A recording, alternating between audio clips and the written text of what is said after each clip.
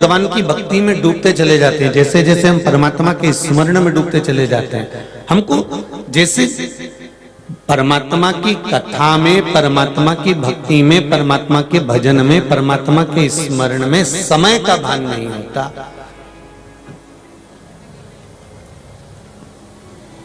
उसी तरह भगवान की अविरल भक्ति में, भजन में, कीर्तन में, स्मरण में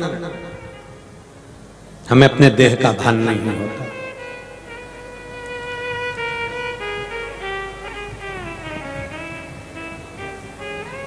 ये इतने सारे पत्र जो आप लोगों ने भेजे हैं, कुछ पढ़े हैं, कुछ अभी पढ़े नहीं हैं। इन पत्रों में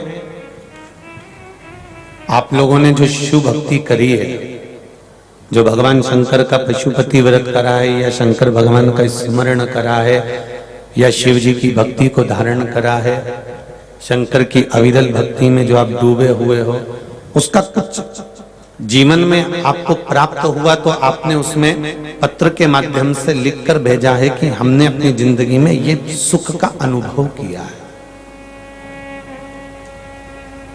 हमने ये आनंद का अनुभव किया।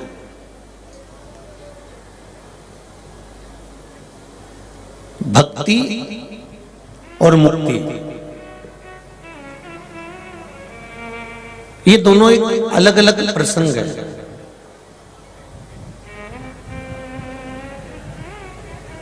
थोड़ा सा दान करोगे, थोड़ा सा पुण्य करोगे, थोड़ा सा सत्कर्म करोगे, थोड़ा सा आप किसी के लिए समर्पण का भाव रखोगे तो मुक्ति तो मिल जाना।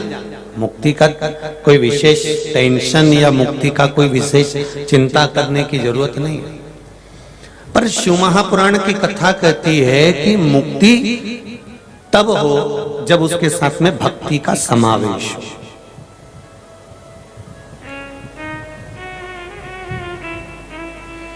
और भक्ति का समावेश कब होगा? जब हम कहीं सत्संग करेंगे, भजन करेंगे, कीर्तन करेंगे। जैसे मेरे राम जी महाराजा ने शबरी अम्बा को जो बताया है कि प्रथम भक्ति संतन कर संगा, दूसरी रतिमम कथा प्रसंग का। शबरी अम्बा को मेरे राम जी कहते हैं कि प्रथम भक्ति है संतों का संग करना, संतों के सानिध्य में सत्संग करना। और जब हम सत्संग में लीन होते चले जाते हैं, भजन में लीन होते चले जाते हैं, हम भगवान की अविरल भक्ति में लीन होते चले जाते हैं, हम सत्संग की ओर आगे बढ़ते चले जाते हैं, तो परमात्मा की दृष्टि अपने आप अपने ऊपर पड़ने लगती है। पहले कथा में कहा था, अगर धन होगा तो चोर की नजर जरूर होगी, सुंदरता होगी तो लुच्चों की नजर जरूर होगी, और अगर हृदय में शिव की भक्ति होगी तो शंकर जी की नजर जरूर होगी। पहले भी कथा में कहा है, अगर हृदय में भक्ति का संचार है, अगर हृदय के भीतर भक्ति विराजमान है तो शिव की दृष्टि जरूर होगी, ये निश्चित है।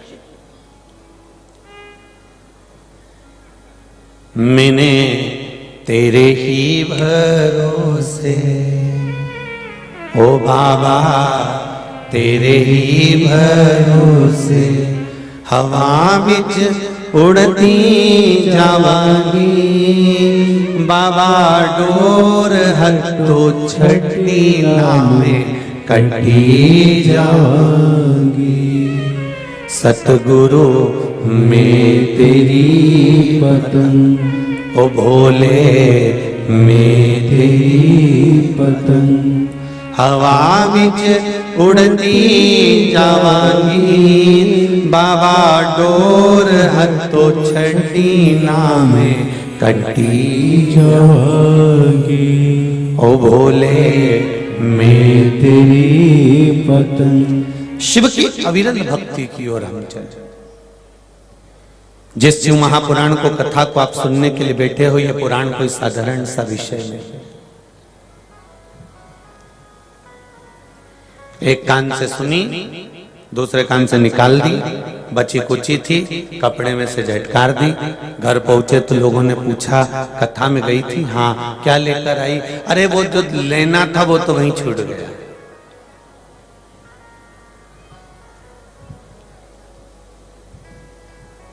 जो भक्ति प्राप्त करना थी वो तो छूट गई। नवरात्रि का व्रत कौन कौन करता है? हाथ उठाओ जरा। सब करते हो? रख लो। नवरात्रि में ज्योत कौन कौन जलाता है?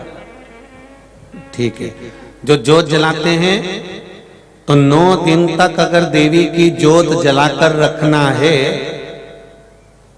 तो उसके ऊपर हंडी रखना पड़ती कि नहीं रखना पड़ती? अरे बोलो तो जम के। रखते हैं हंडी। क्यों रखते हैं हंडी को? क्योंकि अगर ज्योत के ऊपर कांच की हंडी या उसकी सेफ्टी के लिए, उसकी रक्षा के लिए हम व्यवस्था नहीं करेंगे तो हवा आएगी और ज्योत को ठंडा कर जाएगा।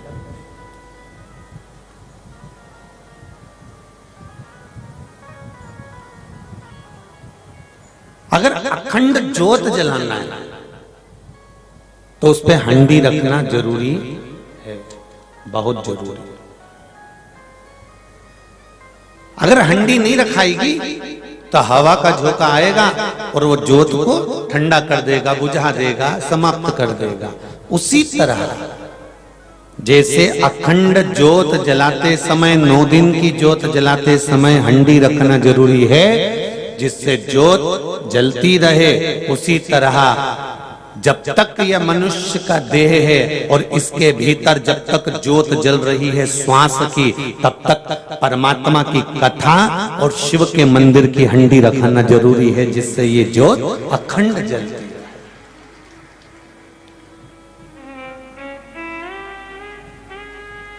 इस ज्योत की अखंडता,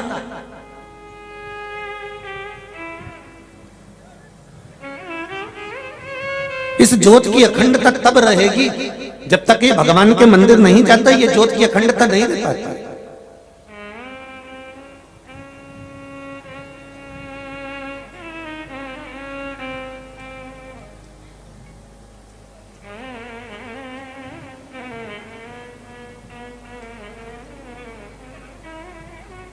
सनातन धर्म की अखंडता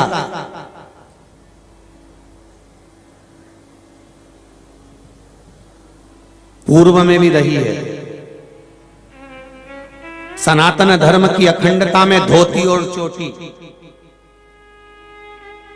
क्या क्या चीज? जम के बोलो जरा।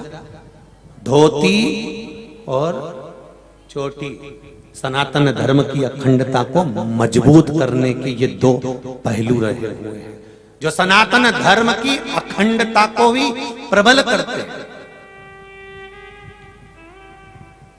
बलवान करते हैं।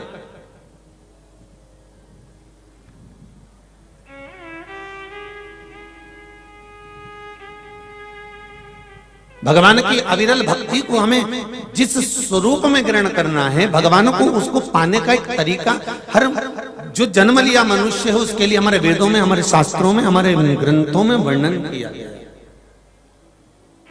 यहां तक तुलसी बाबा ने भी रामचरितमानस में कह दिया, कलयुग केवल नाम आधार, सुमर सुमर नर उतरई। जम के बोलो जरा, उतरई पारा।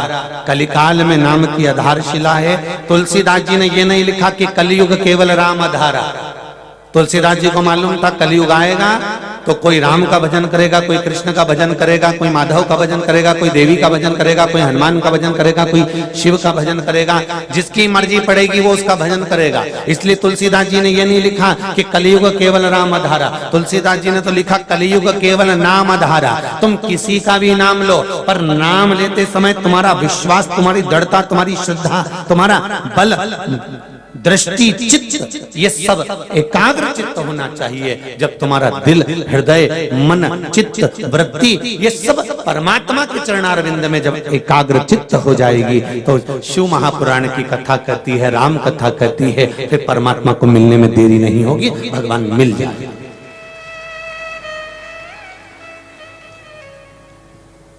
भगवान को मिलने में देरी नहीं होगी।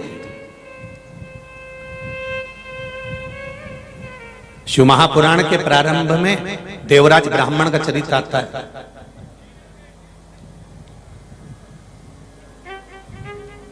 एक ब्राह्मण देवराज, और इस ब्राह्मण देवराज ने ब्राह्मण के घर में जन्म लेने के बाद भी ब्राह्मण कर्म कभी नहीं करा, ना कभी वेद पढ़ना, ना कभी शास्त्र पढ़ना, ना कभी भगवान का भजन करना, ना कभी कीर्तन करना, ना कभी मंत्र जाप करना, ना कभी स्मरण करना। बस एक काम करा इसने, देवराज ने ब्राह्मण के घर में जन्म लेने के बाद भी कभी सत्कर्म नहीं करा, कभी ब्राह्मण कर्म नहीं करा, और ब्राह्मण कर्म ना कर कर केवल एक काम करा कि चोरी जरूर करी इसने, पर वो ब्राह्मण का कर्म नहीं है।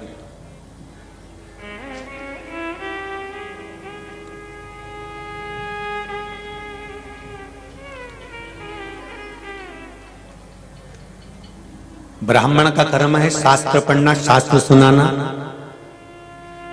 वैश्य का कर्म है धन एकत्रित करना। क्षत्रिय का कर्म है रक्षा करना। शूद्र का कर्म है सेवा करना।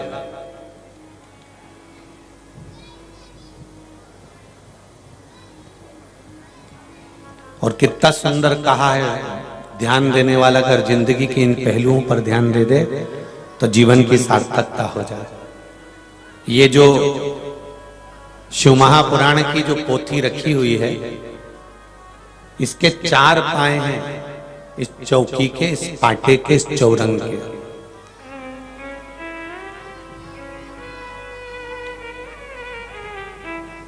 जिस पर भगवान की ये पोथी रखी है, ब्राह्मण जिसके ऊपर श्रीमद् भागवत रखते हैं, रामचरितमानस रखते हैं, शिव महापुराण रखते हैं, पद्म पुराण, अग्नि पुराण, नर्मदा पुराण, ब्रह्मवर्ता पुराण, जो भी पुराण ब्राह्मण अगर किसी पाटे पर रखता है तो उसकी चौकी पर रखता है। चौकी के 4 पाए होते हैं। किस किस के घर में चौकी है? जिसके ऊपर आप भोजन रखते हो, पाटा चौकी, जिसके ऊपर भगवान को विराजमान करते हो, जब पूजन करते हो सत्यनारायण भगवान की तो चौकी के ऊपर रखते हो। 4 पाए होते हैं जिस पर पुराण रखी है, जिस पे परमात्मा रखा हुआ है, जिस पे भगवान हम रखते हैं, जिस पे हम भागवत, रामायण, गीता, शिव महापुराण, अग्नि पुराण, नर्मदा पुराण, जिस पुराण को ब्राह्मण पढ़ता है उसको 4 पाए की चौकी पर रखता है। ये 4 पाए हैं कौन से? ब्राह्मण, क्षत्रिय, वैश्य और शूद्र। ये 4 पाए के, 4 वर्ण के 4 पाए हैं, जिसके ऊपर ये शिव पुराण, ये रामायण, ये भागवत रखी हुई है। शिव महापुराण की कथा कहती है एक पाया भी अगर इसमें से टूट जाता है तो पुराण उस पर नहीं रखाती है, क्योंकि पुराण रखेंगे तो वो गिर जाएगी। उसी तरह हमारे सनातन धर्म के ये 4 वर्ण, 4 पहलू, 4 सुख देने वाले हैं। एक ब्राह्मण, दूसरा क्षत्रिय, तीसरा वैश्य और चौथा शूद्र। अगर ये 4 वर्ण के 4 पाए मजबूत हैं सनातन धर्म के, तो ये शास्त्र कहता है कि फिर सनातन धर्म कभी नहीं गिर सकता, वो अग्रणी ही रह सकता, वो अग्रणी ही रहेगा, उसको कोई गिरा नहीं सकता।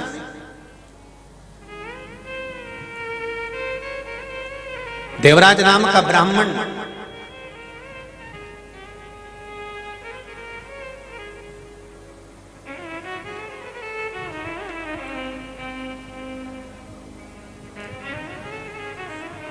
चोरी का धन लेकर शंकर भगवान के मंदिर में प्रवेश कर गया, क्योंकि उसके शरीर में ताप हो रहा था। महाराज, सारे तीर्थ धाम आपके चरणों में, हे भोलेनाथ प्रणाम आपके चरणों में। महाराज, जो सुकून नहीं पूरे संसार में, जो सुकून नहीं पूरे संसार में, वो सुकून मिलता है महादेव के दरबार में। बड़ी प्रेम से प्राप्त होता, बड़े आया।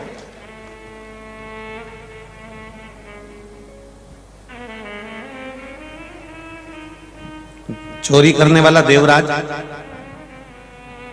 अगर धन की चोरी कर कर लेकर जा रहा है और उसके शरीर में अगर तपन हो रही है, उसके शरीर में अगर कुछ बेकार लग रहा है, उसके शरीर में ताप पड़ रहा है, उसके शरीर में बुखार आ रहा है, उसके शरीर में कष्ट है, तो देवराज अगर कहीं गया तो कितनी सारी जगह थी देवराज को छुपने के लिए, कहीं दूसरी जगह चले जाता, पर नहीं, अगर देवराज गया तो महादेव के चरणों में गया, शिव मंदिर में गया। और आपको भी पहले कथा में कहा, आज फिर कह रहा है, जीवन में अगर कष्ट हो, दुख हो, तकलीफ हो, शरीर में, परिवार में अगर कुछ भी समस्या है तो सारी समस्या का हल एक लोटा जल, बस सारी समस्या का हल हो जाएगा। ना कोई बाबा जोगी के चक्कर में पड़ना है, ना कहीं झाड़ फूक के चक्कर में पड़ना है, ना कहीं बभोता भभूति के चक्कर में पड़ना है। अपने को तो एक के चक्कर में पड़ना है जो संसार में अखंड ध्वनि रमा कर बैठा हुआ है। कौन है वो? देव अधिदेव महादेव।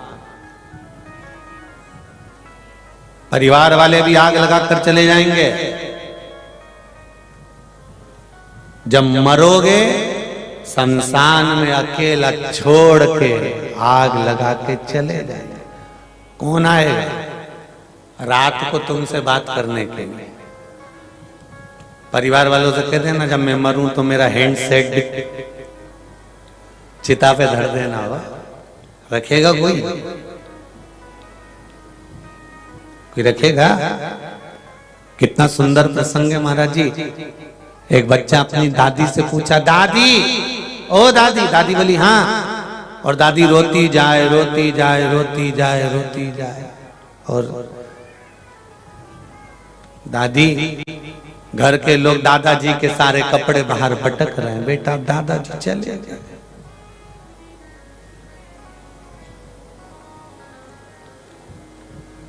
जिस पे मरे गादी भी फेंक दी, जिस कपड़े को पहनकर मरे वो कपड़ा भी फेंक दिया। तो पोता ने दादी से कहा, दादी दादा की सोने की चेन पड़ी है, वो भी तो फेंक दो। दादी सिर पे पल्लू रख के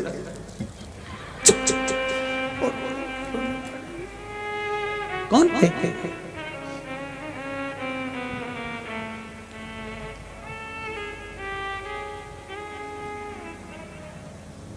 अच्छा एक बात आपसे पूछें, सागर वालों, हमने सुना है सागर के लोग जवाब बढ़िया शानदार तरीके से देते हैं।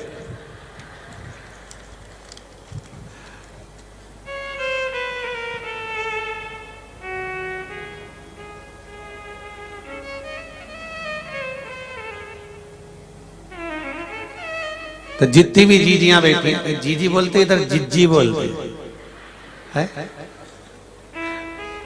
तो हमको तो इधर की इतनी भाषा तो स्मरण नहीं है, पर जो भी भाषा है आपकी बड़ी सुंदर है।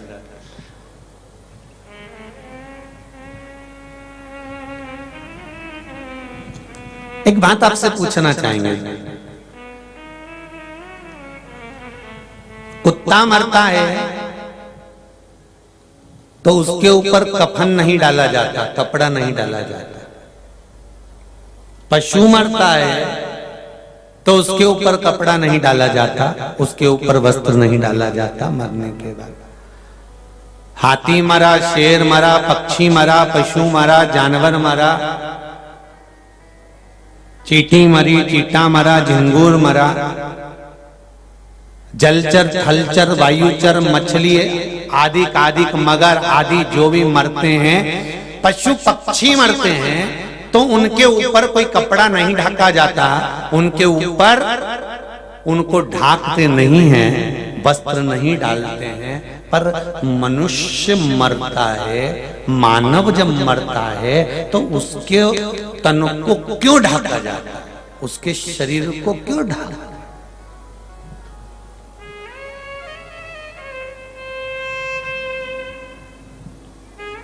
काय जी सही। तो एक पशु मरा, एक पक्षी मरा, एक जानवर मरा, एक जलचर, थलचर, वायुचर जीव मरा, उसके तन को नहीं ढका गया, वो पड़ा है, पड़ा हुआ, उसके तन को कोई ढकता नहीं है। वो पड़ा है जहां पड़ा हुआ है। पर अगर मानव अगर मरता है, मनुष्य यदि मरता है, तो उसके तन को ढाक दिया जाता है। किस लिए? क्योंकि शिव महापुराण की कथा कहती है मनुष्य इतने अवगुण करता है, इतने पाप करता है, इतना झूठ, प्रपंच, छल, कपट, बेईमानी करता है कि मरने के बाद इसके तन पर कपड़ा इसलिए ढाका जाता है कि इसकी सारी बुराई ढक के चल जाए। पशु, पक्षी, जानवर, जलचर, थलचर ये झूठ नहीं बोलते।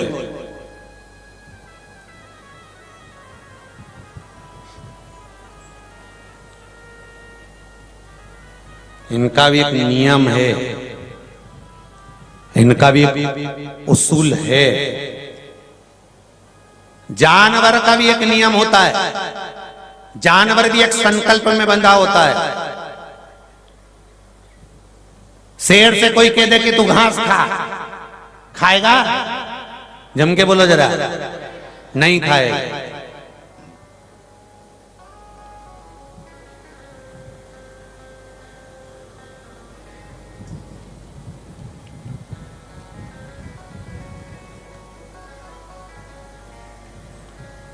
हाथी से कोई कह दे, बकरी से कोई कह दे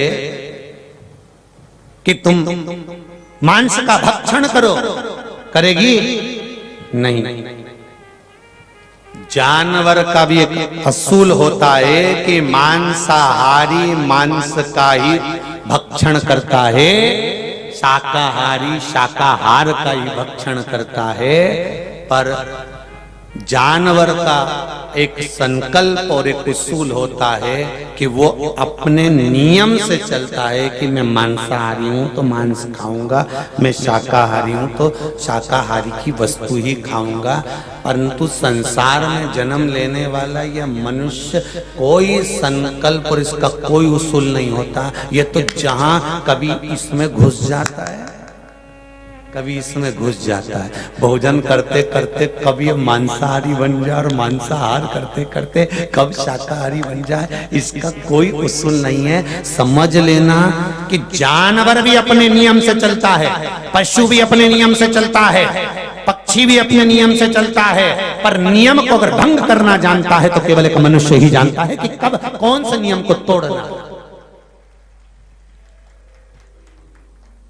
और हम कहते हैं हम समझदार हैं, हम कहते हैं हम असूल प्रधान हैं, हम कहते हैं कि हमें एक प्रबलता है, हमें एक संकल्प की प्रबलता है, हम अपने नियम पर चले। माता के गर्भ से जन्म हुआ, दोनों मुष्टिकाएं बंद थी माता के गर्भ से, दोनों मुष्टिकाएं बंद, गर्भ में उल्टे लटके हुए थे और प्रतिज्ञा कर रहे थे दोनों मुष्टिकाओं को बांधकर, माता के गर्भ से मुझे बाहर निकाल दो, मैं भजन करूंगा, भजन करूंगा, भजन करूंगा। जैसे ही माता के गर्भ से बाहर निकले, मैं भोजन करूंगा, भोजन करूंगा, भोजन करूंगा। भजन गायब हो गया, भोजन चालू हो गया। कितना बड़ा संकल्प लेकर हमारा जन्म हुआ था, कितने बड़े संकल्प के अनुकूल हमारा जन्म हुआ था कि हम मृत्यु लोक में आएंगे तो भजन करेंगे, कीर्तन करेंगे, स्मरण करेंगे, मंत्र जाप करेंगे, नाम जाप करेंगे। हम जन्म लेने के बाद में भगवान की भक्ति में डूबेंगे, पर हम डूबे कहां हैं?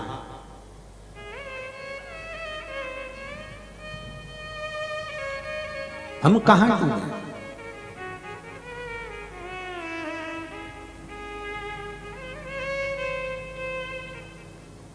हम उस शिव भक्ति से दूर हैं, हम उस अविरल भक्ति से दूर हैं।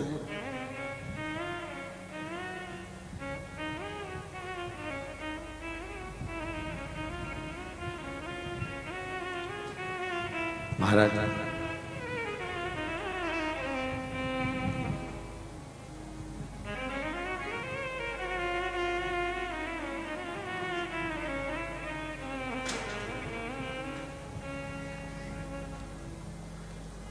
एक तेरे ही भरोसे ओ भोले, तेरे ही भरोसे हम भगवान की भक्ति की अविरल भक्ति की एक आनंदता के साथ इस जीवन को सुखमय जिए। जानवर मरे तो उसके तन को नहीं ढकते, पर मनुष्य मरे तो उसके तन को ढका जाता है।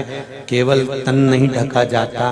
क्यों ढकते हैं? उसका कारण है कि झूठ, छल, कपट, प्रपंच, बेईमानी सब इसके अंदर समाया हुआ है, इसलिए इसको ढकना जरूरी है।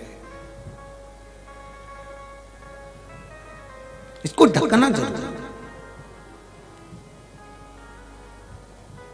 देवराज शिव मंदिर में गए।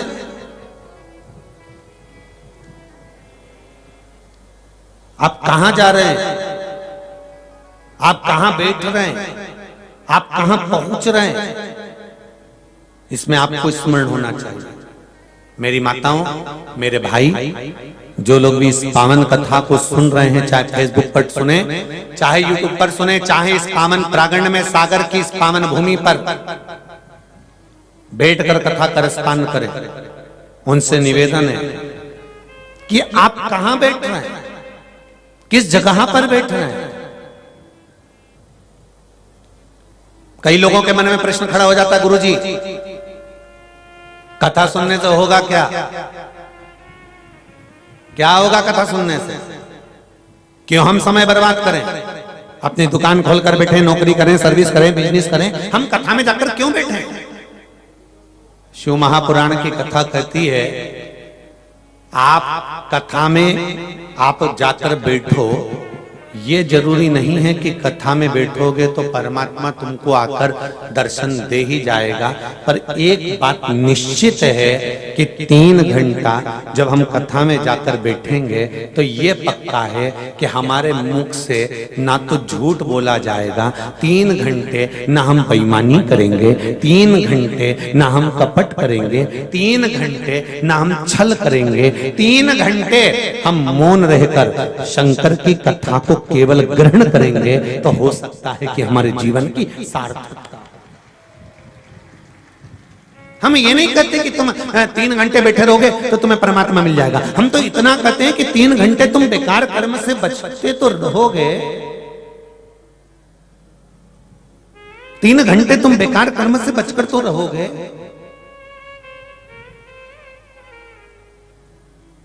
और यदि थोड़ा बहुत समय भी अगर आपका भगवान की अविरल भक्ति में लगा है, और बहुत ध्यान से सुनना महाराज, इतने दूर से सागर से पटकुई तक तुम अगर ऑटो में बैठकर, गाड़ी में बैठकर, मोटरसाइकिल पर, साइकिल पर, स्कूटर पर, स्कूटी पर बैठकर अगर यहां तक आए हो, तो एक दिन नंदी पर बैठकर, गरुण पर बैठकर वो भी तो वहां तक जाएगा, वो भी तो पहुंचेगा कि नहीं पहुंचेगा?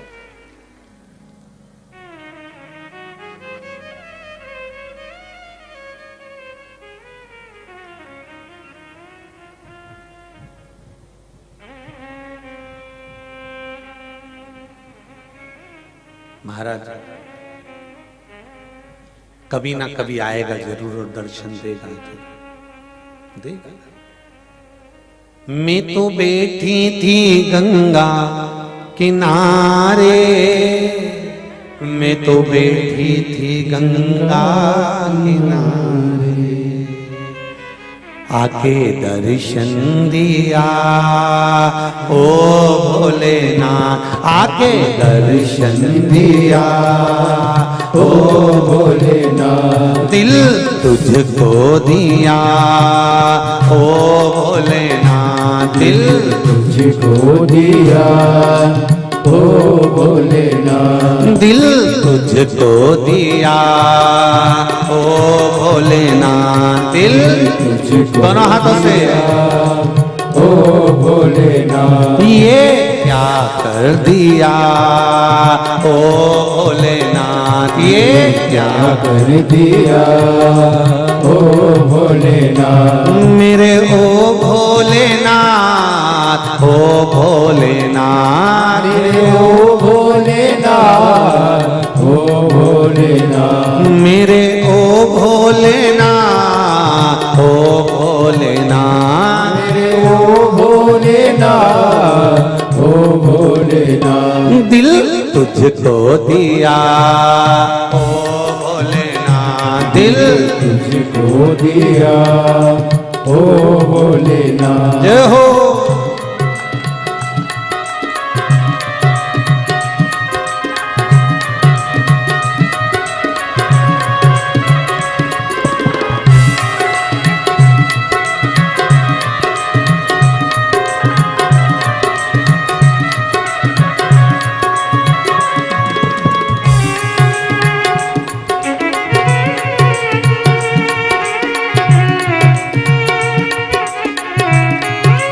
जय हो।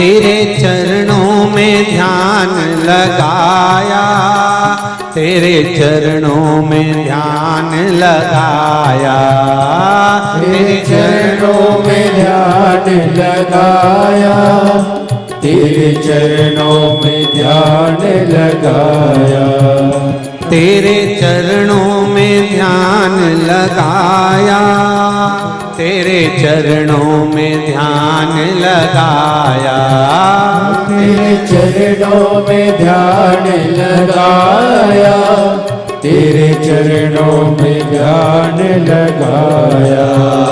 मुझे अपना लिया ओ भोलेनाथ, मुझे अपना लिया ओ भोलेनाथ। दिल तुझको दिया ओ भोलेनाथ, दिल तुझको दिया ओ भोलेनाथ। मेरे ओ भोलेनाथ, ओ भोलेनाथ, मेरे ओ भोलेनाथ, ओ भोलेनाथ। मेरे ओ भोलेनाथ, ओ भोलेनाथ, मेरे ओ भोलेनाथ, ओ भोलेनाथ। दिल तुझको दिया ओ भोलेनाथ, दिल तुझको दिया ओ भोलेनाथ। जय हो।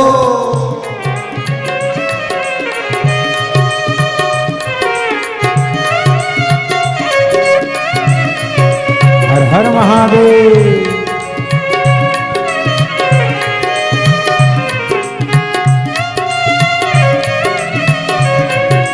हरि बोल।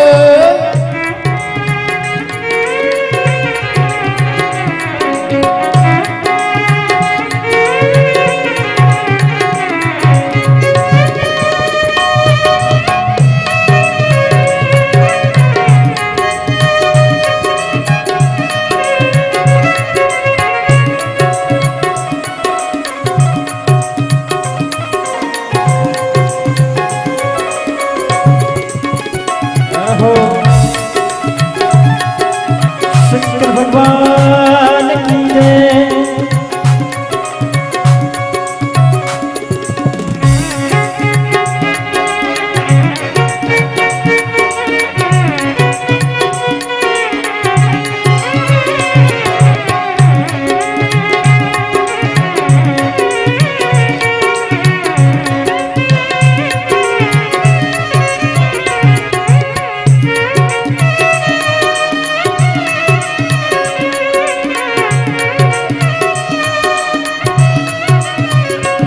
तेरे चरणों में ध्यान लगाया, तेरे चरणों में ध्यान लगाया, तेरे चरणों में ध्यान लगाया, तेरे चरणों में ध्यान लगाया, तेरे चरणों में ध्यान लगाया, तेरे चरणों में ध्यान लगाया, तेरे चरणों में ध्यान लगाया, तेरे चरणों में ध्यान लगाया, मुझे अपना लिया ओ भोलेनाथ, मुझे अपना लिया ओ भोलेनाथ, दिल तुझको दिया ओ भोलेनाथ, दिल तुझको दिया ओ भोलेनाथ, मेरे ओ भोलेनाथ, ओ भोलेनाथ, मेरे ओ भोलेनाथ, ओ भोलेनाथ, मेरे ओ भोलेनाथ, ओ भोलेनाथ, मेरे ओ भोलेनाथ, ओ भोलेनाथ, दिल तुझको दिया ओ भोलेनाथ, दिल तुझको दिया ओ भोलेनाथ, ये क्या कर दिया ओ भोलेनाथ, ये क्या कर दिया ओ भोलेनाथ, हो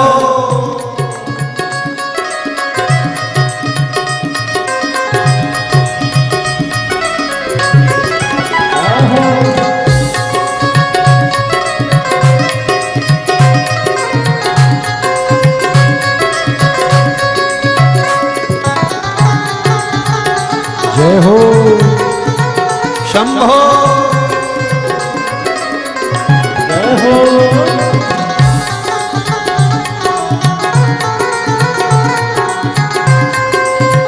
दूसरे नंबर के पंडाल में जितने लोग बैठे हैं दोनों हाथ उठाकर बड़े प्रेम से ताली से बजाते हैं।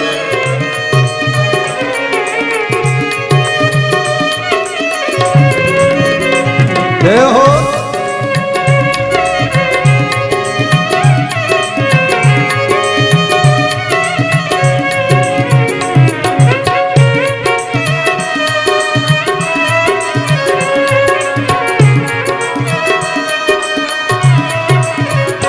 मैं तो बैठी थी गंगा किनारे, मैं तो बैठी थी गंगा किनारे, मैं तो बैठी थी गंगा किनारे, मैं तो बैठी थी गंगा किनारे, मैं तो बैठी थी गंगा किनारे, मैं तो बैठी थी गंगा किनारे, मैं तो बैठी थी गंगा किनारे, मैं तो बैठी थी गंगा किनारे, आके दर्शन दिया ओ भोलेनाथ, आके दर्शन दिया ओ भोलेनाथ, दिल तुझको दिया ओ भोलेनाथ, दिल तुझको दिया ओ भोलेनाथ, मेरे ओ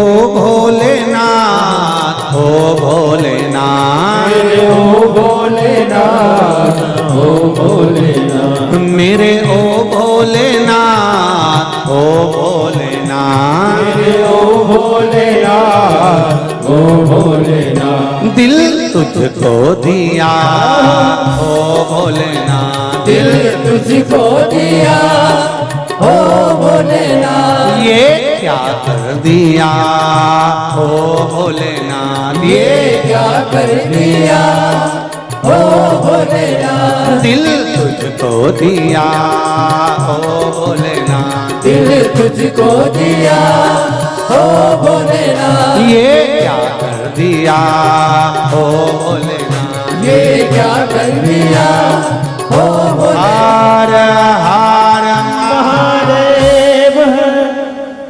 भगवान शिव की कथा कर रहे हैं महाराज। तेरे चरणों में ध्यान लगाया, तेरे चरणों में ध्यान लगाया, मुझे अपना लिया ओ भोलेनाथ, मुझे अपना लिया ओ भोलेनाथ, दिल तुझको दिया ओ भोलेनाथ। शिव की आराधना में लग भगवान की